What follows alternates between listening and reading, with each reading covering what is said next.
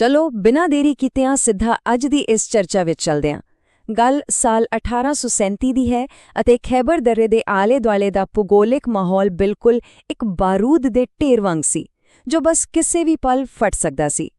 ਅੱਜ ਆਪਾਂ ਜਮਰੋਦ ਦੀ ਉਸ ਇਤਿਹਾਸਿਕ ਜੰਗ ਬਾਰੇ ਵਿਸਥਾਰ ਨਾਲ ਗੱਲ ਕਰਾਂਗੇ, ਜਿਸ ਨੇ ਸਭ ਕੁਝ ਬਦਲ ਕੇ ਰੱਖ ਦਿੱਤਾ। ਇਹ ਸਿਰਫ ਇੱਕ ਲੜਾਈ ਨਹੀਂ ਸੀ, ਬਲਕਿ ਪੂਰੇ ਭਾਰਤੀ ਉਪਮਹਾਦੀਪ ਤੇ ਭਵਿੱਖ ਦਾ ਫੈਸਲਾ ਕਰਨ ਵਾਲਾ ਇੱਕ ਬਹੁਤ ਹੀ ਵੱਡਾ ਅਤੇ ਅਹਿਮ ਮੋੜ ਸੀ। ਜ਼ਰਾ ਸੋਚ ਕੇ ਦੇਖੋ, ਕੀ ਹੁੰਦਾ ਹੈ ਜਦੋਂ ਸਿਰਫ 800 ਸਿਪਾਹੀ ਇੱਕ ਵਿਸ਼ਾਲ ਸਾਮਰਾਜ ਅਤੇ ਉਸ ਦੀ ਪੂਰੀ ਤਬਾਹੀ ਦੇ ਵਿਚਕਾਰ ਇੱਕ ਆਖਰੀ ਕੰਧ ਬਣ ਕੇ ਖੜੇ ਹੋਣ। 800 ਸਿਪਾਹੀਆਂ ਦਾ ਇਹ ਡਰਾਉਣਾ ਅੰਕੜਾ ਆਪਣੇ ਆਪ ਵਿੱਚ ਸਥਿਤੀ ਦੀ ਗੰਭੀਰਤਾ ਨੂੰ ਬਿਆਨ ਕਰਦਾ ਹੈ। ਇਹ ਕੋਈ ਆਮ ਜੰਗ ਬਿਲਕੁਲ ਵੀ ਨਹੀਂ ਸੀ, ਸਗੋਂ ਇੱਕ ਅਸਲ ਡੇਵਿਡ ਅਤੇ ਗੋਲੀਅਥ ਵਾਲਾ ਮੁਕਾਬਲਾ ਸੀ। ਇੱਕ ਪਾਸੇ ਮੁੱਠੀ ਪਰ ਸੈਨਿਕ ਅਤੇ ਦੂਜੇ ਪਾਸੇ ਇੱਕ ਪੂਰੀ ਤਰ੍ਹਾਂ ਨਾਲ ਲੈਸ ਵਿਸ਼ਾਲ ਫੌਜ ਦਾ ਹੜ ਆ ਰਿਹਾ ਸੀ। ਹੁਣ ਇਹ ਸਮਝਣਾ ਬਹੁਤ ਜ਼ਰੂਰੀ ਹੈ ਕਿ ਇਹ ਖਾਸ ਜਗ੍ਹਾ ਇੰਨੀ ਮਹੱਤਵਪੂਰਨ ਕਿਉਂ ਸੀ। ਦਰਅਸਲ ਖੈਬਰ ਦਰਾ ਸਦੀਆਂ ਤੋਂ ਉਹ ਖਤਰਨਾਕ ਪਹਾੜੀ ਰਸਤਾ ਰਿਹਾ ਸੀ, ਜਿਸ ਰਾਹੀਂ ਹਮਲਾਵਰ ਹਿੰਦੁਸਤਾਨ ਨੂੰ ਲੁੱਟਣ ਅਤੇ ਜਿੱਤਣ ਆਉਂਦੇ ਰਹੇ ਸਨ। ਸਿੱਖ ਸਾਮਰਾਜ ਦੇ ਮਹਾਨ ਜਰਨੈਲ ਹਰੀ ਸਿੰਘ ਨਲਵਾ ਨੇ ਬਿਲਕੁਲ ਇਸੇ ਦਰਵਾਜ਼ੇ ਨੂੰ ਹਮੇਸ਼ਾ ਲਈ ਤਾਲਾ ਲਾਉਣ ਦੇ ਮਕਸਦ ਨਾਲ ਹੀ ਜਮਰੋਦ ਦਾ ਕਿਲਾ ਬਣਵਾਇਆ ਸੀ। ਅਸਲ ਵਿੱਚ ਇਹ ਕਿਲਾ ਇਸ ਇਤਿਹਾਸਿਕ ਰਸਤੇ ਦੀ ਸਭ ਤੋਂ ਅਹਿਮ ਚਾਬੀ ਸੀ। ਇਹਨਾਂ ਦੋਵਾਂ ਫੌਜਾਂ ਦਾ ਅੰਤਰ ਸੱਚਮੁੱਚ ਹੈਰਾਨ ਕਰਨ ਵਾਲਾ ਸੀ। ਇੱਕ ਪਾਸੇ ਲਾਹੌਰ ਵਿੱਚ ਮਹਾਰਾਜਾ ਰਣਜੀਤ ਸਿੰਘ ਦੇ ਪੋਤੇ ਨੌਨਿਹਾਲ ਸਿੰਘ ਦਾ ਸ਼ਾਨਦਾਰ ਸ਼ਾਹੀ ਵਿਆਹ ਚੱਲ ਰਿਹਾ ਸੀ ਅਤੇ ਦਰਬਾਰੀਆਂ ਦੀ ਆਪਸੀ ਈਰਖਾ ਕਾਰਨ ਸਰਹੱਦ ਤੋਂ ਫੌਜਾਂ ਵਾਪਸ ਬੁਲਾ ਲਈਆਂ ਗਈਆਂ ਸਨ। ਇਸ ਕਰਕੇ ਜਮਰੌਦ ਵਿੱਚ ਸਿੱਖ ਫੌਜ ਦੀ ਗਿਣਤੀ ਨਾਮਾਤਰ ਰਹਿ ਗਈ ਸੀ। ਜਰਨੈਲ ਹਰੀ ਸਿੰਘ ਨਲਵਾ ਪੇਸ਼ਾਵਰ ਵਿੱਚ ਬਿਮਾਰ ਪਏ ਸਨ ਅਤੇ ਕਿਲੇ ਦੀਆਂ ਕੰਧਾਂ ਅਜੇ ਪੂਰੀ ਤਰ੍ਹਾਂ ਪੱਕੀਆਂ ਵੀ ਨਹੀਂ ਸਨ। ਪਰ ਦੂਜੇ ਪਾਸੇ ਕੀ ਹੋ ਰਿਹਾ ਸੀ? ਅਫਗਾਨਿਸਤਾਨ ਦੇ ਅਮੀਰ ਦੋਸਤ ਮੁਹੰਮਦ ਖਾਨ ਨੇ ਧਾਰਮਿਕ ਜਿਹਾਦ ਦਾ ਨਾਰਾ ਦੇ ਕੇ 30,000 ਤੋਂ ਵੱਧ ਸੈਨਿਕ ਅਤੇ ਭਾਰੀ ਤੋਪਖਾਨੇ ਦਾ ਇੱਕ ਬਹੁਤ ਹੀ ਵਿਸ਼ਾਲ ਲਸ਼ਕਰ ਇਕੱਠਾ ਕਰ ਲਿਆ ਸੀ। ਅਤੇ ਇਹ ਅੰਕੜਾ 800 ਇਹ ਉਸ ਸਮੇਂ ਦੀ ਭਿਆਨਕ ਅਸਲੀਅਤ ਨੂੰ ਬਿਆਨ ਕਰਦਾ ਹੈ। ਇਹ ਸੋਚ ਕੇ ਹੀ ਰੂਹ ਕੰਬ ਜਾਂਦੀ ਹੈ ਕਿ ਜਮਰੌਦ ਤੇ ਉਸ ਛੋਟੇ ਜਿਹੇ ਕਿਲੇ ਅੰਦਰ ਸਿਰਫ 800 ਸਿੱਖ ਸਿਪਾਹੀ ਮੌਜੂਦ ਸਨ, ਜਿਨ੍ਹਾਂ ਦੇ ਬਿਲਕੁਲ ਸਾਹਮਣੇ 10,000 ਦੀ ਗਿਣਤੀ ਵਿੱਚ ਹਥਿਆਰਬੰਦ ਅਫਗਾਨ ਫੌਜ ਤਿਆਰ ਖੜੀ ਸੀ। ਇਸ ਬਹੁਤ ਹੀ ਛੋਟੀ ਜਿਹੀ ਟੁਕੜੀ ਉੱਤੇ ਇੱਕ ਅਜਿਹਾ ਹਮਲਾ ਹੋਣ ਵਾਲਾ ਸੀ, ਜਿਸ ਦੀ ਕਲਪਨਾ ਕਰਨੀ ਵੀ ਔਖੀ ਹੈ। ਜੇਕਰ ਆਪਾਂ ਅਪ੍ਰੈਲ 1837 ਦੇ ਉਨ੍ਹਾਂ ਭਿਆਨਕ ਦਿਨਾਂ ਦੇ ਘਟਨਾਕ੍ਰਮ ਵੱਲ ਧਿਆਨ ਦੇਈਏ ਤਾਂ ਸਥਿਤੀ ਹੋਰ ਵੀ ਡਰਾਉਣੀ ਲੱਗਦੀ ਹੈ। ਅਚਾਨਕ ਰਾਤ ਦੇ ਸਮੇਂ ਹਮਲਾ ਹੁੰਦਾ ਹੈ। ਅਫਗਾਨ ਫੌਜ ਦੀਆਂ 50 ਤੋਪਾਂ ਲਗਾਤਾਰ ਅੱਗ ਉਗਲਦੀਆਂ ਹਨ ਅਤੇ ਕੁਝ ਹੀ ਦਿਨਾਂ ਦੇ ਅੰਦਰ ਕਿਲੇ ਦੀਆਂ ਕੰਧਾਂ ਬੁਰੀ ਤਰ੍ਹਾਂ ਤਬਾਹ ਹੋਣ ਲੱਗਦੀਆਂ ਹਨ। ਸਿਰਫ ਇੰਨਾ ਹੀ ਨਹੀਂ, ਅੰਦਰ ਪਾਣੀ ਅਤੇ ਰਾਸ਼ਨ ਪੂਰੀ ਤਰ੍ਹਾਂ ਖਤਮ ਹੋ ਜਾਂਦਾ ਹੈ। ਇਹ ਬਿਲਕੁਲ ਇੱਕ ਐਸਾ ਸਮਾਂ ਸੀ ਜਿੱਥੇ ਹਰ ਲੰਘਦਾ ਪਲ ਮੌਤ ਦੇ ਹੋਰ ਨੇੜੇ ਲੈ ਕੇ ਜਾ ਰਿਹਾ ਸੀ ਅਤੇ ਫਿਰ ਮਦਦ ਲਈ ਇੱਕ ਆਖਰੀ ਬੇਨਤੀ ਭੇਜੀ ਜਾਂਦੀ ਹੈ। ਉਸ ਵੇਲੇ ਹਾਲਾਤ ਦੀ ਗੰਭੀਰਤਾ ਦਾ ਅੰਦਾਜ਼ਾ ਕਿਲੇ ਦੇ ਅੰਦਰੋਂ ਲਿਖੇ ਗਏ ਇਸ ਪੱਤਰ ਤੋਂ ਲਗਾਇਆ ਜਾ ਸਕਦਾ ਹੈ। ਕਿਲੇ ਦੇ ਸੈਨਾਪਤੀ ਮਹਾ ਸਿੰਘ ਮਿਰਪੁਰੀਆ ਨੇ ਲਿਖਿਆ, ਜੇਕਰ ਕੱਲ ਸਵੇਰ ਤੱਕ ਫੌਜੀ ਮਦਦ ਨਾ ਪਹੁੰਚੀ ਅਤੇ ਪੀਣ ਦੇ ਪਾਣੀ ਦਾ ਪ੍ਰਬੰਧ ਨਾ ਹੋਇਆ ਤਾਂ ਕਿਲੇ ਅੰਦਰ ਤੈਨਾਤ ਫੌਜ ਦੇ ਬਚਣ ਦੀ ਕੋਈ ਉਮੀਦ ਨਹੀਂ ਬਚੇਗੀ। ਇਹਨਾਂ ਲਫ਼ਜ਼ਾਂ ਵਿੱਚ ਫਸੇ ਹੋਏ ਸਿਪਾਹੀਆਂ ਦੀ ਬੇਬਸੀ ਅਤੇ ਨਿਰਾਸ਼ਾ ਬਿਲਕੁਲ ਸਾਫ਼ ਮਹਿਸੂਸ ਕੀਤੀ ਜਾ ਸਕਦੀ ਹੈ। ਹੁਣ ਇੱਥੇ ਇੱਕ ਬਹੁਤ ਹੀ ਦਿਲਚਸਪ ਅਤੇ ਹੈਰਾਨ ਕਰਨ ਵਾਲੀ ਗੱਲ ਸਾਹਮਣੇ ਆਉਂਦੀ ਹੈ।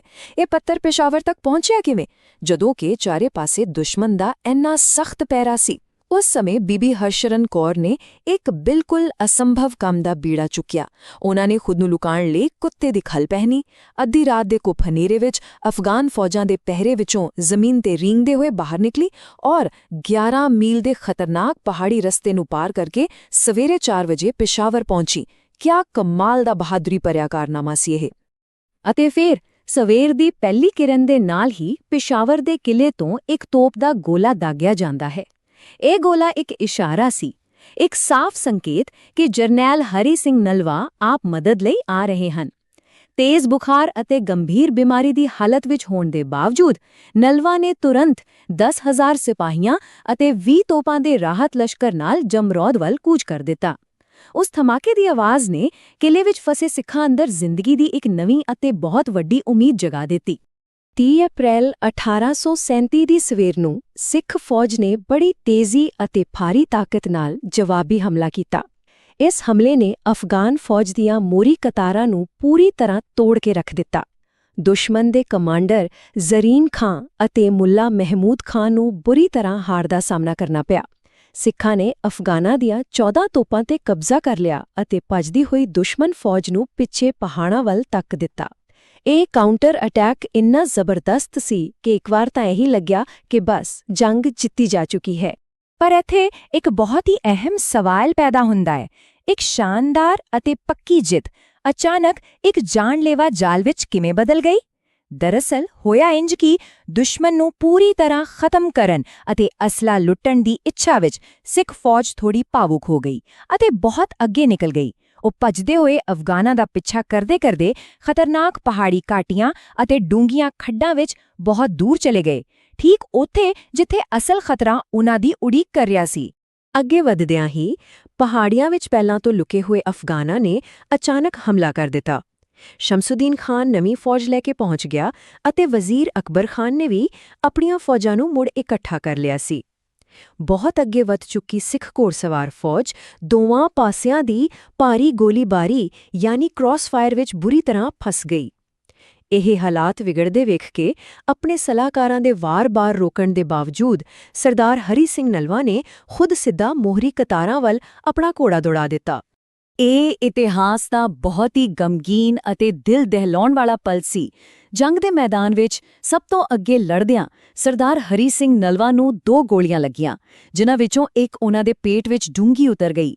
ਇਹ ਜਾਣਦੇ ਹੋਏ ਵੀ ਕਿ ਜ਼ਖਮ ਜਾਨਲੇਵਾ ਹੈ, ਇਸ ਮਹਾਨ ਯੋਧੇ ਨੇ ਫੌਜ ਦਾ ਹੌਸਲਾ ਨਾ ਟੁੱਟਣ ਦੇਣ ਲਈ ਆਪਣੇ ਜ਼ਖਮਾਂ ਨੂੰ ਲੁਕੋ ਕੇ ਰੱਖਿਆ। ਬਹੁਤ ਹਿੰਮਤ ਨਾਲ ਉਹ ਆਪਣੇ ਤੰਬੂ ਤੱਕ ਵਾਪਸ ਆਏ, ਜਿੱਥੇ ਉਹਨਾਂ ਨੇ ਆਪਣੀ ਫੌਜ ਲਈ ਆਖਰੀ ਹੁਕਮ ਜਾਰੀ ਕੀਤੇ ਅਤੇ ਫਿਰ ਸ਼ਹੀਦੀ ਪ੍ਰਾਪਤ ਕਰ ਗਏ। ਸਿੱਖ ਫੌਜ ਦਾ ਸਭ ਤੋਂ ਵੱਡਾ ਜਰਨੈਲ ਹਮੇਸ਼ਾ ਲਈ ਵਿਛੜ ਗਿਆ ਸੀ। ਹੁਣ ਇਸ ਸ਼ਹਾਦਤ ਦੇ ਦੁਆਲੇ ਇੱਕ ਵੱਡੀ ਇਤਿਹਾਸਿਕ ਬਹਿਸ ਵੀ ਮੌਜੂਦ ਹੈ, ਜਿਸ ਦੇ 2 ਮੁੱਖ ਪੱਖ ਨੇ। ਸਰਕਾਰੀ ਇਤਿਹਾਸ ਮੁਤਾਬਿਕ ਤਾਂ ਨਲਵਾ ਸਰਦਾਰ ਦੀ ਮੌਤ ਅਫਗਾਨ ਫੌਜਾਂ ਦੀ ਭਾਰੀ ਗੋਲੀਬਾਰੀ ਵਿੱਚ ਹੀ ਹੋਈ, ਪਰ ਦੂਜੇ ਪਾਸੇ ਇੱਕ ਡੂੰਘੀ ਸਾਜ਼ਿਸ਼ ਦਾ ਸਿਧਾਂਤ ਵੀ ਹੈ, ਜਿਸ ਦਾ ਜ਼ਿਕਰ ਇਤਿਹਾਸਕਾਰ ਗਿਆਨੀ ਗਿਆਨ ਸਿੰਘ ਨੇ ਕੀਤਾ ਹੈ। ਇਸ ਸਿਧਾਂਤ ਅਨੁਸਾਰ ਡੋਗਰਾ ਦਰਬਾਰੀਆਂ ਦੇ 14 ਲੱਖ ਦੇ ਕਰਜ਼ੇ ਨੂੰ ਮਾਫ ਕਰਵਾਉਣ ਲਈ ਕਿਸੇ ਆਪਣੇ ਸਾਥੀ ਨੇ ਹੀ ਪਿੱਛੋਂ ਗੋਲੀ ਮਾਰੀ ਸੀ।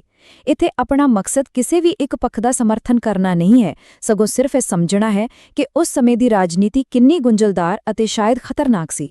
ਜਦੋਂ ਸ਼ਹਾਦਤ ਦੀ ਇਹ ਦੁਖਦਾਈ ਖਬਰ ਲਾਹੌਰ ਦਰਬਾਰ ਵਿੱਚ ਪਹੁੰਚੀ ਤਾਂ ਮਹਾਰਾਜਾ ਰਣਜੀਤ ਸਿੰਘ ਦਾ ਪ੍ਰਤੀਕਰਮ ਬਹੁਤ ਹੀ ਭਾਵੁਕ ਅਤੇ ਦਿਲ ਤੋੜਨ ਵਾਲਾ ਸੀ। ਉਨ੍ਹਾਂ ਦੇ ਸ਼ਬਦ ਸਨ, ਅੱਜ ਖਾਲਸਾ ਰਾਜ ਦੇ ਕਿਲੇ ਦਾ ਭਾਰੀ ਬੁਰਜ ਢਹਿ ਗਿਆ ਹੈ। ਸਿਰਫ ਇਸ ਇੱਕ ਵਾਕ ਤੋਂ ਅੰਦਾਜ਼ਾ ਲਗਾਇਆ ਜਾ ਸਕਦਾ ਹੈ ਕਿ ਪੂਰੇ ਸਾਮਰਾਜ ਲਈ ਇਹ ਕਿੰਨਾ ਵੱਡਾ ਅਤੇ ਕਦੇ ਨਾ ਪੂਰਾ ਹੋਣ ਵਾਲਾ ਘਾਟਾ ਸੀ। ਪਰ ਇਸ ਮੁਸ਼ਕਿਲ ਘੜੀ ਵਿੱਚ ਵੀ ਫੌਜ ਨੇ ਬੜੀ ਸੂਝ-ਬੂਝ ਤੋਂ ਕੰਮ ਲਿਆ।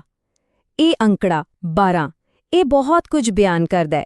ਇਹ ਉਨ੍ਹਾਂ ਦਿਨਾਂ ਦੀ ਗਿਣਤੀ ਹੈ ਜਦੋਂ ਸਿੱਖ ਫੌਜ ਨੇ ਆਪਣੇ ਮਹਾਨ ਜਰਨੈਲ ਦੀ ਮੌਤ ਨੂੰ ਪੂਰੀ ਦੁਨੀਆ, ਖਾਸ ਕਰਕੇ ਦੁਸ਼ਮਣਾਂ ਤੋਂ ਲੁਕਾ ਕੇ ਰੱਖਿਆ। ਇਹ ਬਚੇ ਹੋਏ ਸੈਨਿਕਾਂ ਦੀ ਇੱਕ ਐਸੀ ਅਦਭੁਤ ਰਣਨੀਤੀ ਸੀ ਜਿਸ ਨੇ ਬਾਅਦ ਵਿੱਚ ਸਭ ਨੂੰ ਹੈਰਾਨ ਕਰ ਦਿੱਤਾ। ਇਹ ਸ਼ਾਇਦ ਜੰਗੀ ਇਤਿਹਾਸ ਦੇ ਸਭ ਤੋਂ ਵੱਡੇ ਧੋਖਿਆਂ ਵਿੱਚੋਂ ਇੱਕ ਸੀ। ਸਰਦਾਰ ਨਲਵਾ ਦੇ ਸਰੀਰ ਨੂੰ ਇੱਕ ਖਾਸ ਕਿਸਮ ਦੇ ਤੇਲ ਵਿੱਚ ਸੰਭਾਲ ਕੇ ਰੱਖਿਆ ਗਿਆ ਔਰ ਇਹ ਭਰੋਸਾ ਦਿਲਵਾਇਆ ਗਿਆ ਕਿ ਉਹ ਹਜੇ ਵੀ ਜ਼ਿੰਦਾ ਹਨ ਅਤੇ ਫੌਜ ਦੀ ਅਗਵਾਈ ਕਰ ਰਹੇ ਹਨ। ਤੁਸੀਂ ਯਕੀਨ ਮੰਨੋ, ਉਨ੍ਹਾਂ ਦੇ ਨਾਮ ਦਾ ਖੌਫ ਹੀ ਇੰਨਾ ਸੀ ਕਿ ਹਜ਼ਾਰਾਂ ਦੀ ਅਫਗਾਨ ਫੌਜ ਕਿਲੇ ਦੇ ਨੇੜੇ ਆਉਣ ਤੋਂ ਵੀ ਡਰਦੀ ਰਹੀ। ਇਸ ਖੌਫ ਨੇ ਇੰਨਾ ਕੀਮਤੀ ਸਮਾਂ ਦੇ ਦਿੱਤਾ ਕਿ ਲਾਹੌਰ ਤੋਂ ਮਦਦ ਲਈ ਆ ਰਹੀ ਸਿੱਖ ਫੌਜ ਨੇ ਇੱਕ ਹਫ਼ਤੇ ਵਿੱਚ 225 ਮੀਲ ਦਾ ਲੰਬਾ ਸਫ਼ਰ ਤੈਅ ਕਰ ਲਿਆ। ਹੁਣ ਜੇਕਰ ਜੰਗ ਦੇ ਨਤੀਜਿਆਂ ਦੀ ਗੱਲ ਕਰੀਏ ਤਾਂ ਦੋਵੇਂ ਧਿਰਾਂ ਦੇ ਆਪਣੇ-ਆਪਣੇ ਦਾਅਵੇ ਸਨ। ਇੱਕ ਪਾਸੇ ਅਫਗਾਨਾਂ ਨੇ ਸਭ ਤੋਂ ਵੱਡੇ ਸਿੱਖ ਜਰਨੈਲ ਨੂੰ ਮਾਰਨ ਨੂੰ ਆਪਣੀ ਜਿੱਤ ਦੱਸਿਆ ਅਤੇ ਇਸ ਦੀ ਖੁਸ਼ੀ ਵਿੱਚ ਕਾਬੁਲ ਵਿੱਚ ਬਕਾਇਦਾ ਜਸ਼ਨ ਮਨਾਏ ਗਏ। ਪਰ ਦੂਜੇ ਪਾਸੇ ਸਿੱਖਾਂ ਨੇ ਕਿਲੇ ਅਤੇ ਖੈਬਰ ਦर्रे ਤੇ ਆਪਣਾ ਕਬਜ਼ਾ ਬਰਕਰਾਰ ਰੱਖਿਆ, ਜਿਸ ਨੂੰ ਉਨ੍ਹਾਂ ਨੇ ਆਪਣੀ ਵੱਡੀ ਜਿੱਤ ਮੰਨਿਆ ਅਤੇ ਤੇਜਾ ਸਿੰਘ ਨੂੰ ਪੇਸ਼ਾਵਰ ਦਾ ਨਵਾਂ ਗਵਰਨਰ ਵੀ ਨਿਯੁਕਤ ਕਰ ਦਿੱਤਾ ਗਿਆ। ਦੋਵਾਂ ਧਿਰਾਂ ਨੇ ਬਿਲਕੁਲ ਵੱਖ-ਵੱਖ ਰਣਨੀਤਿਕ ਮਾਪਦੰਡਾਂ ਦੇ ਆਧਾਰ ਤੇ ਜਿੱਤ ਦਾ ਦਾਅਵਾ ਕੀਤਾ ਸੀ। ਇਸ ਸਾਰੀ ਚਰਚਾ ਦੇ ਅੰਤ ਵਿੱਚ ਇੱਕ ਬਹੁਤ ਹੀ ਡੂੰਘਾ ਸਵਾਲ ਪੈਦਾ ਹੁੰਦਾ ਹੈ।